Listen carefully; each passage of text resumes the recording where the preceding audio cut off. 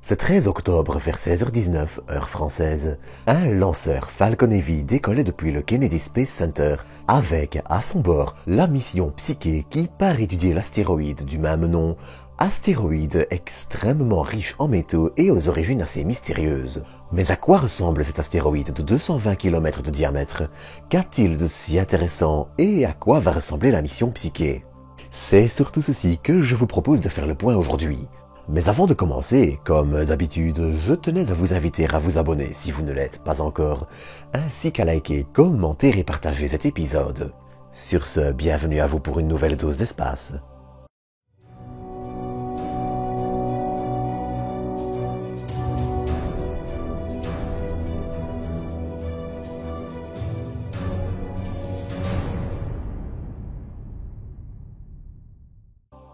Quelque part, dans la ceinture d'astéroïdes située entre les orbites de Mars et Jupiter, à environ 550 millions de kilomètres de nous quand cet épisode sort, se trouve un astéroïde répondant au doux nom de Psyche.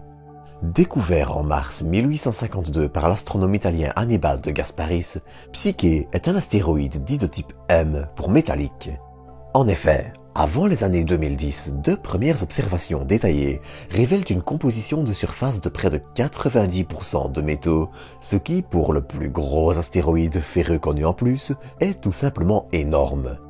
Ainsi, on suppose à l'époque que Psyche est le restant d'une partie du cœur d'une protoplanète, théorie qui tient tout à fait la route.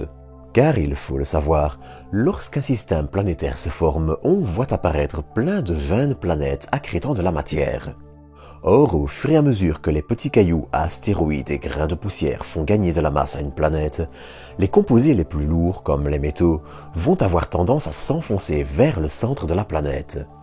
Et ce processus va mener à une différenciation avec d'un côté un manteau rocheux et de l'autre un cœur riche en fer qui, sous la pression avec la chaleur accumulée lors de la formation et à travers de nombreux impacts, va se liquéfier et former un champ magnétique, mais je dérape un peu. Ce qu'il faut noter, c'est que ces protoplanètes vont aussi connaître de nombreux impacts avec plein d'autres objets et parfois d'autres protoplanètes. Ces impacts, en fonction de leur intensité et de la taille des objets, peuvent arriver à créer des objets comme Psyche, à savoir dépourvus de leur manteau qui leur a été arraché. Ainsi, avoir l'espoir de trouver des objets issus de protoplanètes et particulièrement riches en métaux n'est pas absurde, et la découverte de sa métallicité allait mener à penser qu'il pourrait bien être un bout de protoplanète. Sauf que là aussi, comme d'habitude, les choses sont rarement aussi simples.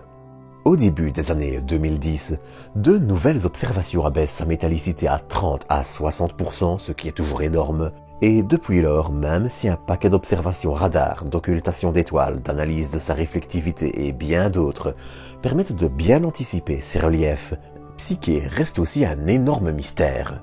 Si la théorie du cœur de protoplanète reste envisagée, deux autres théories sont en effet aussi plausibles. D'une part, il pourrait avoir été formé puis être détruit et s'être réaccrété, et s'il avait commencé à se différencier, il aurait vu ces matériaux répartis relativement uniformément. Sauf que, de récentes observations radar font en effet actuellement légèrement pencher la balance vers une autre théorie. Psyche se sera accrétée et, comme Cérès ou Vesta qui furent visités par la sonde Dawn, aurait commencé à se différencier avec un cœur ferreux et un manteau rocheux.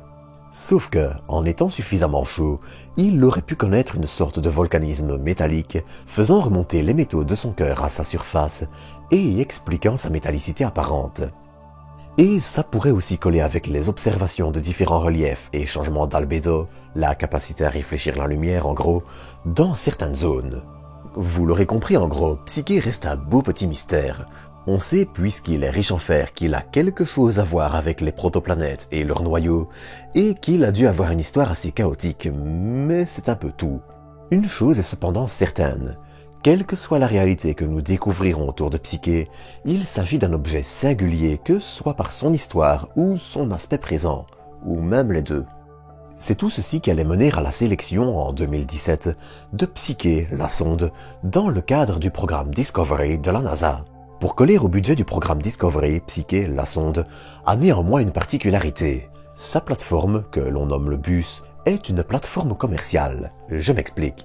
En plus de ces instruments, qu'ils soient commerciaux ou scientifiques, un satellite a aussi besoin de plein de systèmes essentiels. Contrôle d'orientation, propulsion, alimentation en énergie, tous ces éléments forment le cœur d'un satellite ou d'une sonde d'exploration. Et bien sûr, ils sont aussi autant de points à gérer d'un point de vue logiciel. Il fut ainsi décidé d'utiliser la plateforme de l'entreprise Space System Loral, abrégé SSL, qui est une plateforme utilisée avec succès sur une centaine de satellites de communication en orbite géostationnaire. Ce choix, qui est une première du genre, peut paraître assez original, mais il a en fait du sens.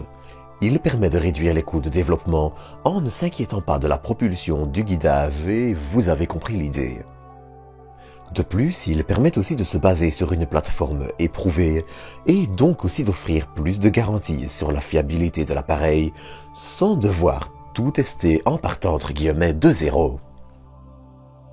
Si l'utilisation d'une plateforme commerciale pour une mission de ce type est une première, on avait déjà vu la NASA appliquer un procédé similaire avec des missions comme Mars Reconnaissance Orbiter, MAVEN, OSIRIS-REx ou encore Juno, qui sont toutes une version évoluée de la même plateforme.